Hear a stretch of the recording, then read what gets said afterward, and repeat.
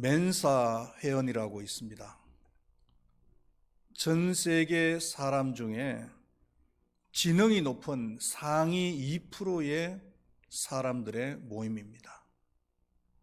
모임이라고 해서 특별한 일을 하는 것은 아닙니다.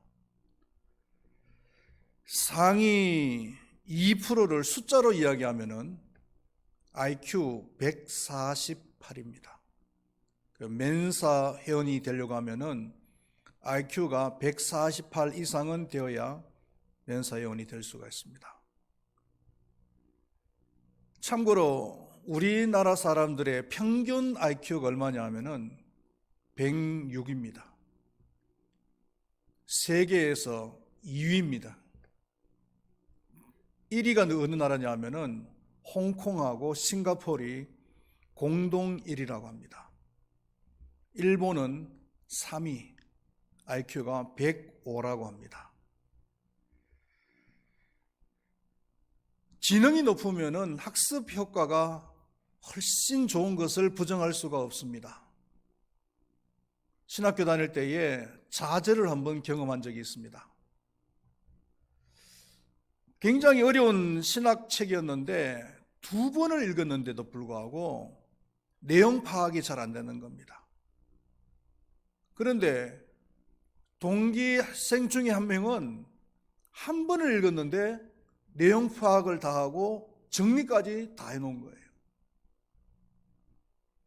결국 그 학생은 신학교를 졸업하고 미국 프린스턴으로 유학을 갔다가 또 영국 에딘버러에 가서 박사학위를 받고 신학교 교수를 하더라고요.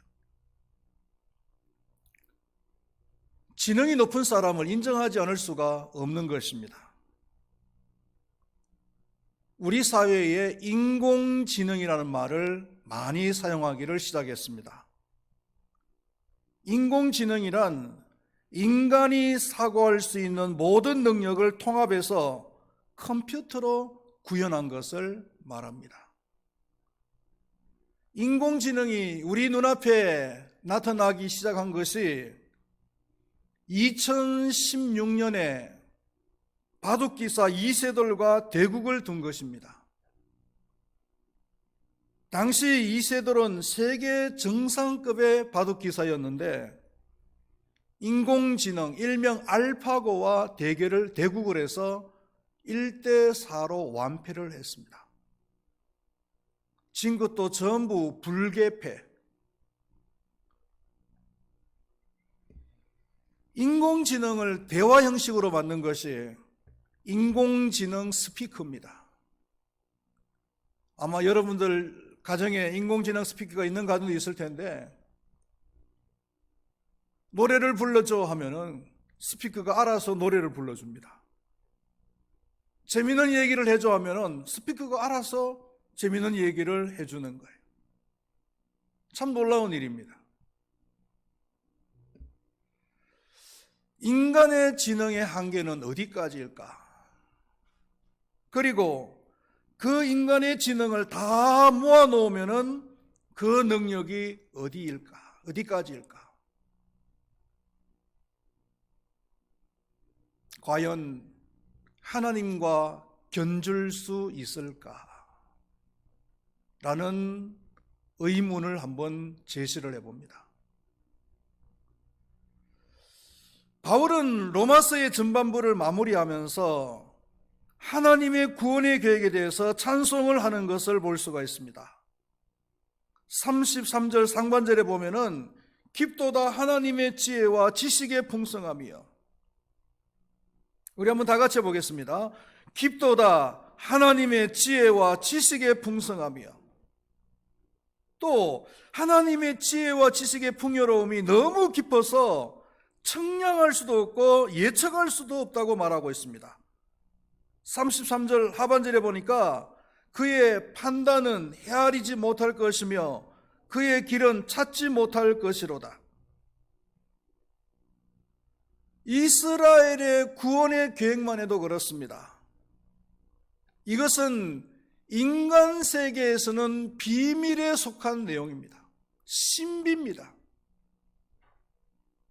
이스라엘 민족은 지구상의 어느 민족보다 특별한 위치에 있는 민족임에 틀림이 없습니다. 그러므로 지금은 구원에 못 받겠지만은 마지막 때에는 분명히 그리고 특별하게 취급하실 것이면은 틀림이 없는 것입니다.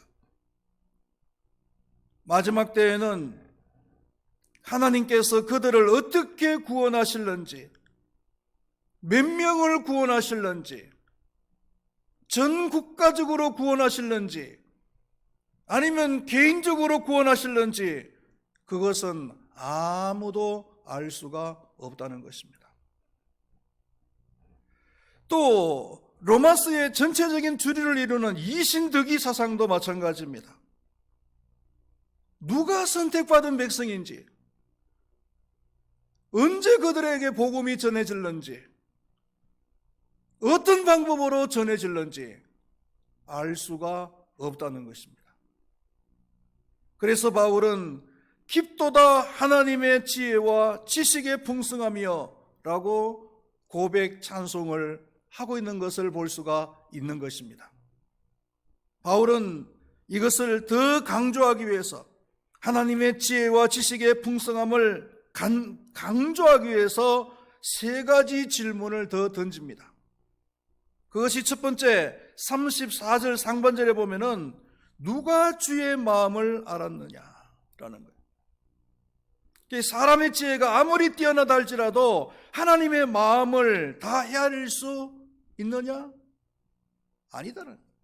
헤아릴 수 없다는 거예요. 오늘날 인간 사고의 산물인 그 과학의 발달을 보면은 참 무궁무진한 것 같아요. 생명과학, 의학이라든지 벌써 생명과학이 발달해서 100세 시대를 열었잖아요. 이제는 웬만하면 90세 이상은 다 살 수가 있습니다. 조금만 더 견디십시오, 여러분들. 조금만 더 견디시면은 200세 시대가 온답니다.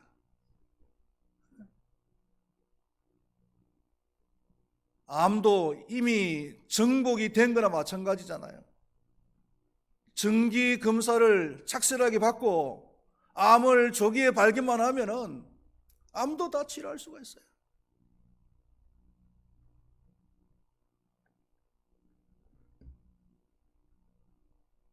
이렇게 과학이 무궁무진하게 발전을 했지만, 그러나 참된 과학자는 과학을 하면 할수록 하나님이 얼마나 크고 위대한 분인지 고백을 하게 된다는 거예요. 이사야서 55장 8절 말씀에 보면은 이는 내 생각이 너희의 생각과 다르며 내 길은 너희의 길과 다름이니라. 여호와의 말씀이니라. 인간의 과학이 지혜가 풍성해서 아무리 무궁무진하게 발달을 한다 할지라도 하나님의 그 지혜, 하나님의 그 마음을 다 알 수는 없다는 거예요.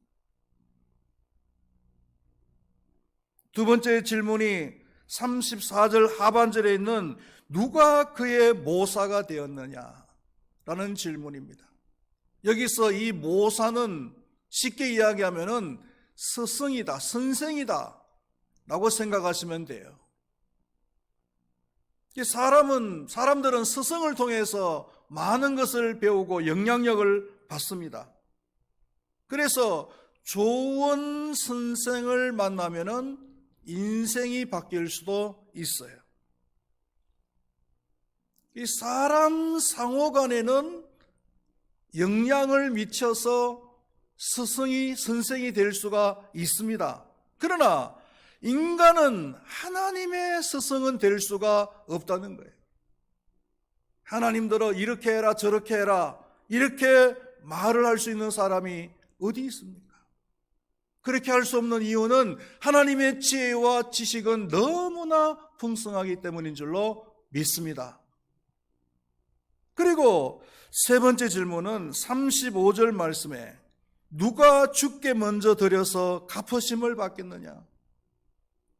이 말을 쉽게 이야기하면은 누가 하나님께 빚을 줄 수가 있겠느냐라는 거예요. 빚을 주기는커녕 우리는 하나님께 진 빚이 너무나 많습니다. 너무나 큽니다. 그래서 일생 동안 갚아도 다 갚을 수가 없어요. 단지 하나님께서 우리에게 그 빚을 갚으라라고 이야기한다면은 우리는 갚을 수 있는 방법이 없는데 하나님께서 감사하게도 그 빚을 갚으라고 말씀을 안 하시는 거예요. 그러니까 우리는 감사와 감격의 마음을 가지고서 살아가는 거예요. 할렐루야. 바울은 로마서 전반부의 마지막 구절에서 절정의 찬양을 올리는 것을 볼 수가 있습니다. 이는 만물이 주에게서 나오고 주로 말미암고 주에게로 돌아감이라. 그에게 영광이 세세에 있을지어다. 아멘. 우리 한번 다 같이 읽어보겠습니다. 이는 만물이 주에게서 나오고 주로 말미암고 주에게로 돌아감이라. 그에게 영광이 세세에 있을지어다. 아멘. 이 말씀은 모든 것이 하나님께로부터 시작이 되어지고 하나님을 통해서 존재하고 그리고 하나님 안에서 끝이 난다는 거예요. 인간의 한 생명만 해도 그렇습니다. 생명의 근원은 누구십니까? 하나님이시잖아요. 하나님께서 생명을 부어주시니까 우리는 이 세상에 온 거예요. 우리의 이 세상의 삶이 시작이 되어진 거예요. 그리고 우리는 하나님의 계획 속에서 살아갑니다. 그리고 하나님께서 오라고 하신다면 우리는 어쩔 수 없이 다시 하나님께로 가야 되는 거예요. 이것이 우리 인생입니다. 하나님께서 생명 부어주시니까 우리의 인생이 시작이 되어졌고 하나님의 계획 속에 살다가 하나님께서 오라고 하시면은 우리는 거부할 수 없이 갈 수밖에 없는 존재. 그게 바로 우리 인생이잖아요. 여러분, 이것을 인정하십니까? 이것을 믿습니까? 역사도 마찬가지예요, 여러분. 역사도. 이 우주와 지구는 누가 만드셨습니까? 하나님께서 만드셨잖아요. 창세기 1장 1절에서 뭐라 그랬습니까? 태초에 하나님이 천지를 만드셨다라고 말씀하셨어요. 그리고 인류의 역사는 하나님의 섭리 가운데서 진행이 되는 거예요. 그러다가 우리 예수님께서 이 세상에 다시 오시면은 이 세상은 끝이 나는 거예요. 할렐루야. 인류의 역사도 그렇다는 거예요. 우리의 구원도 마찬가지입니다. 우리를 구원하시기 위한 모든 계획들을 누가 세우십니까? 하나님께서 세우시는 거예요. 그리고 예수 그리스도를 통해서 그리고 성령님을 통해서 우리의 구원을 성취하시는 거예요. 진행해 놓으시는 겁니다. 그리고 예수님께서 다시 오시면은 구원은 완성이 되는 거예요. 끝이 나는 거예요. 구원이라는 것도 하나님 안에서 시작이 되어지고 하나님을 통해서 이루어 성취되어지고 그리고 하나님을 통해서 끝이 나는 겁니다. 할렐루야. 할렐루야. 결국 모든 피조물들은 하나님의 지혜를 인정하고 하나님 안에서 의지하는 삶을 살아갈 때 가장 성공적인 삶을 살아갈 수가 있는 줄로 믿습니다. 반대의 삶을 살면은 실패 인생을 살아갈 수밖에 없어요. 단적인 예로 사울 왕을 한번 보십시오. 사울 왕이 하나님의 뜻을 깨닫고 하나님의 그 계획을 의지하면서 그 믿음 가운데 살아갈 때는 얼마나 위대한 왕이었습니까? 그러나 하나님의 그 구원의 계획 속에서 벗어난 인생을 살아가니까 그 인생이 폭삭 망해버리잖아요. 폭망해버렸어요. 누가복음 15장에 나오는 그 탕자도 마찬가지 아닙니까? 아버지하고 같이 살 때는 아버지의 뜻을 이루어드리면서 행복한 삶을 살아갔어요.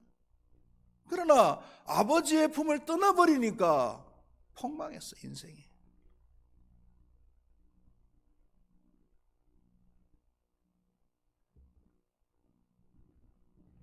그러므로 모든 피조물들은 세세토록 하나님께 영광을 돌리는 삶을 살아야 될 줄로 믿습니다. 우리가 따르는 이 켈빈주의, 전적으로 우리가 따르진 않지만 그래도 어느 정도는 켈빈주의를 우리는 따르는 그런 신앙인들이에요. 저는 켈빈을 그렇게 많이 강조를 안 하니까. 이 켈빈의 주된 사상이 뭐냐면은 하나님의 절대 주권, 그리고 하나님께 절대 영광입니다. 두 가지, 이거 두 가지예요. 하나님의 절대 주권, 하나님의 절대 영광. 그 켈빈이라고 하는 사람이 사실은 얼마나 위대한 사람입니까, 여러분? 그 27세 때에, 27세 맞습니까? 20대에 기독교 강요라고 하는 불후의 이 성경을 집대성한 책을 썼어요. 엄청난 분량입니다. 아직도 신학 공부를 하려면 이 기독교 강요를 안 읽으면 신학 공부를 할 수가 없어요. 신학생이 기독교 강요를 안 읽으면 안 돼요. 그리고 신구약 성경을 다 주석했습니다. 인류 역사상 신구약 성경을 다 주석한 사람도 신학자는 몇 명 안 돼요. 그리고 성경이 진짜로 맞는지 안 맞는지, 성경대로 살면 되는지 안 되는지를 확인하기 위해서 그 제네바 시를 갖다가 완전히 성경적으로 통치를 한 사람이에요. 얼마나 많은 사람들이 그를 추종하고 위대하게 인정을 하는지 모릅니다. 오늘날까 몇백 년이 지나 오늘까지도 마찬가지잖아요. 켈빈 하면은. 그런데도 이 켈빈은 하나님의 절대 주권, 모든 영광은 하나님께로라고 주장했기 때문에 그가 죽고 난 뒤에 혹시나 사람들이 자기의 무덤을 성역화, 신격화할 것이 두려워서 무덤을 안 만들었어요. 그리고 비석도 안 세웠어요. 실천한 거죠. 하나님의 절대 주권, 모든 영광은 하나님께. 이걸 실천한 거예요.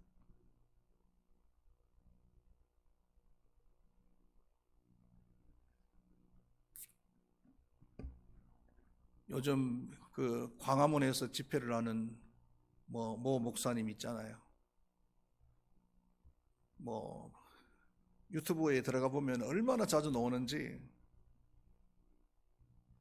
근데 그분이 이제 그런 목사가 정치적인 활동을 하는 거 어느 정도 이해는 할 수 있겠어요. 왜냐하면은 그 정치에 있는 사람들이, 통치하는 사람들이 교회를 갖다 그렇게 푸시를 하고 교회를 핍박했기 때문에 거기에 대한 저항으로서 할 수밖에 없었던 거죠. 그리고 그분이 주장하는 내용도 어느 정도까지는 또 수긍이 돼요. 그런데 저는 그분을 옹호할 수가 없는 것이 뭐냐 하면은, 첫 번째로는 너무 말과 행동이 거만스러워. 그리고 두 번째로는 너무 자기 자신을 내세우는 거예요. 내가. 강연하는 거 들어보면은 모든 것이 하나님께 영광이다가 아니고 내가. 심지어는 하나님도 나한테는 꼼짝 못해. 이렇게까지 얘기를 하더라고.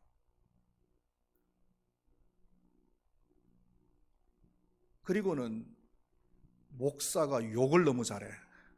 목사가 욕을. 하면은 이 새끼 저 새끼, 이 자식 저 자식.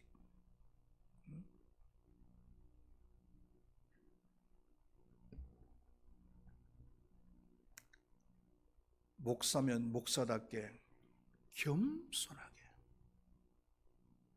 정치를 하더라도 해야 되죠. 우리 한국 정치 역사에 정치를 하는 목사님이 그분밖에 없습니까? 많아요. 초대 국회의장 했던 분도 목사님이잖아요. 우리나라 초대 국회의장이 목사예요.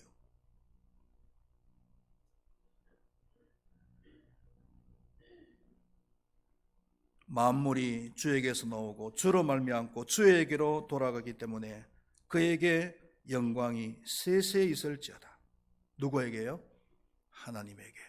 모든 영광은 하나님께 있는 줄로 믿습니다. 부활주의를 맞이해서 부활에 대해서 말을 하고자 합니다. 예수 그리스도의 부활은 지혜와 지식이 풍성한 하나님의 회심의 한 수였어요. 지혜와 지식이 풍성한 하나님의 글작품이었다는 거예요. 작품 중에서도, 하나님께서 만드신 작품 중에서도 최고의 글작품이 바로 이 부활이라는 거예요. 물론 하나님의 구원의 계획 속에서 놀라운 것이 있습니다. 독생자 예수 그리스도를 구원의 당사자로 삼았다는 것, 아니면은 성령으로 잉태했다는 것, 참 놀라운 일이죠. 여러분, 혹시 이런 말 들어보셨어요?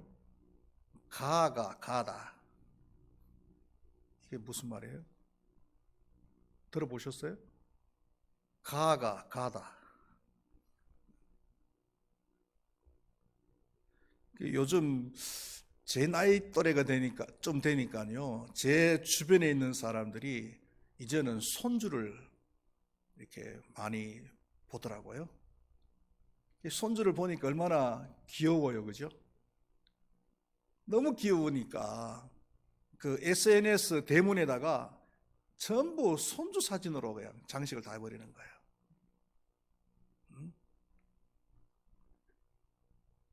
그냥 들어가 보면은 손주 사진으로 그냥 쫙 다 올려놨어요. 우리 교회도 몇 분 계시죠? 누군지 이야기해 볼까요? 그런 분에게 제가 드리고 싶은 말이 뭐냐면은 가다 이거예요. 그러니까 내 손주니까 이쁘지, 제3자 다른 사람 입장에서 볼 때는 다 그놈이다. 그 말 아니겠어요? 이 경상도 사투리입니다. 가다. 다른 사람이 볼 때는 그 아기처럼 느껴질는지 모르겠지만, 그러나 본인의 입장에서는, 할아버지 입장에서는, 할머니 입장에서는, 아버지 입장에서는, 엄마 입장에서는 그 아들이, 그 아기가 얼마나 귀엽겠어요? 얼마나 소중하겠어요? 하나님께서 독생자 예수 그리스도를 우리를 구원하기 위해서 주셨다는 거, 참 이거는 상상도 할 수 없는 거잖아요. 상상도 할 수 없는. 우리가 생각할 때는 하나님의 아들, 많은 아들 중에서 하나, 가지 이렇게 생각하는지 모르겠지만, 하나님 입장에서 볼 때는 너무나 귀한 아들이란 말이에요. 너무나 귀한 아들. 여러분들 중에서 누가 여러분들의 아들을, 여러분들의 손자를 다른 사람 살리기 위해서 주실 수 있겠냐 이거예요.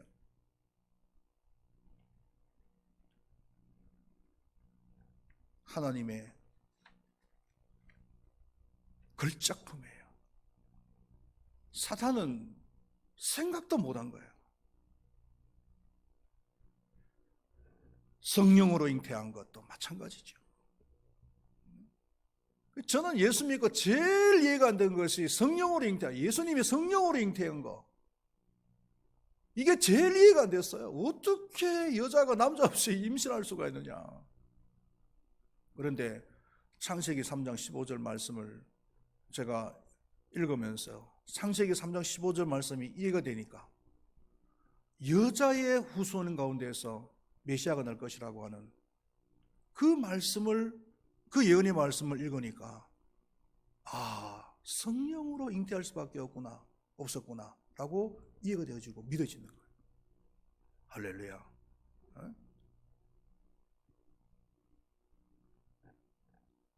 하지만 이 부활은요, 영의 세계의 성부를 한순간에 뒤집는 결정적인 한 방이었어요.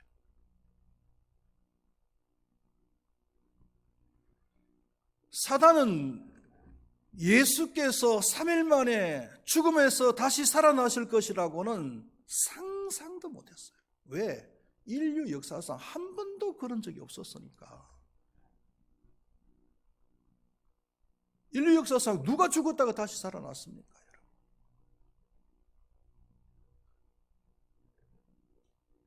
그래서 예수님을 십자가에다가 죽여놓고 난 뒤에 휘바람을 부르면서 3일 천하를 누린 거예요.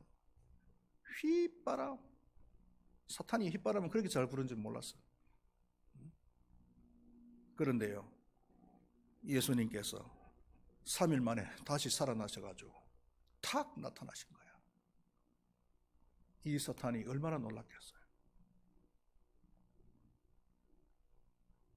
놀라는 것은 말할 것도 없고 이제는 더 이상 예수님을 대항할 수 있는 힘이 없는 거예요. 왜? 이 죽음이라는 것은 사탄이 사용할 수 있는 최고의 카드였고 최후의 카드였는데 최후의 카드를 쓰는데도 안 통해. 그러니 사탄의 신세가 어떻게 되는 겁니까? 사로잡혔어. 예수님께 사로잡혀서 결박을 당한 채 흑암에 갇혀 있는 겁니다. 지금은. 유다서 6절 말씀에 사단의 처지를 이렇게 이야기하고 있습니다. 또 자기 지위를 지키지 아니하고 자기 처소를 떠난 천사들을 큰 날의 심판까지 영원한 결박으로 흑암에 가두었으며. 예수님 심판 때까지 결박에서 흑암에 가두는 겁니다. 그리고 예수님 심판 때에 그 사탄을 끄집어내어서 영원한 불못에 집어넣는 거예요. 사탄의 운명이 이렇습니다. 여러분.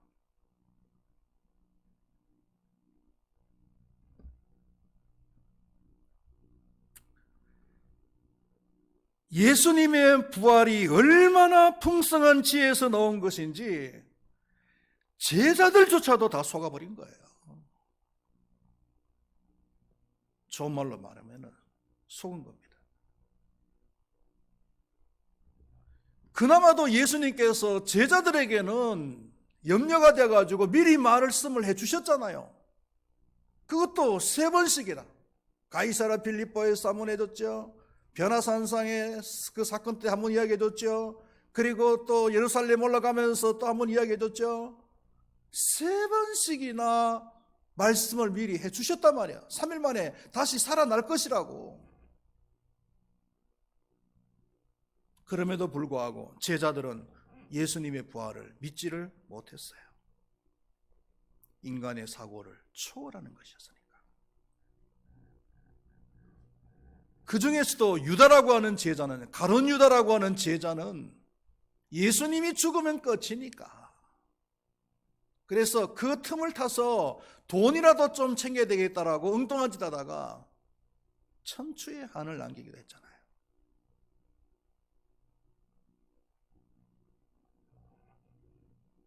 말씀을 맺도록 하겠습니다.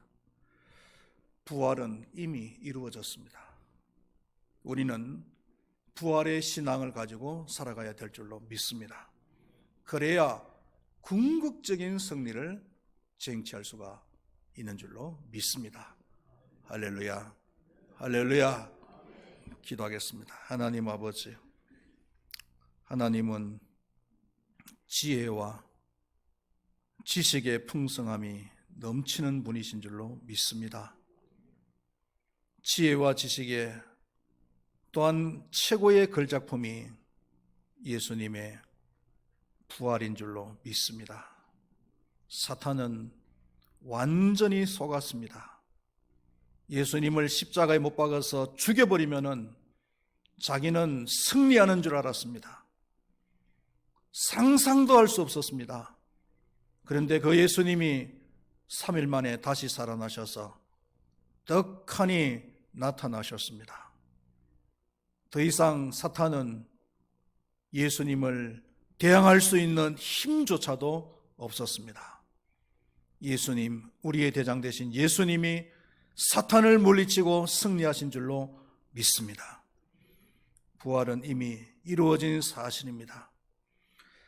우리는 이 부활의 신앙을 가지고 살아가야 될 줄로 믿습니다. 그래야 궁극적인 승리를 하는 삶이 될 줄로 믿습니다. 오늘 이 부활주의를 맞이해서 다시 한번 부활의 신앙을 다지는 우리 모두가 되게 하여 주시옵소서. 예수님의 이름으로 기도드리옵나이다. 아멘.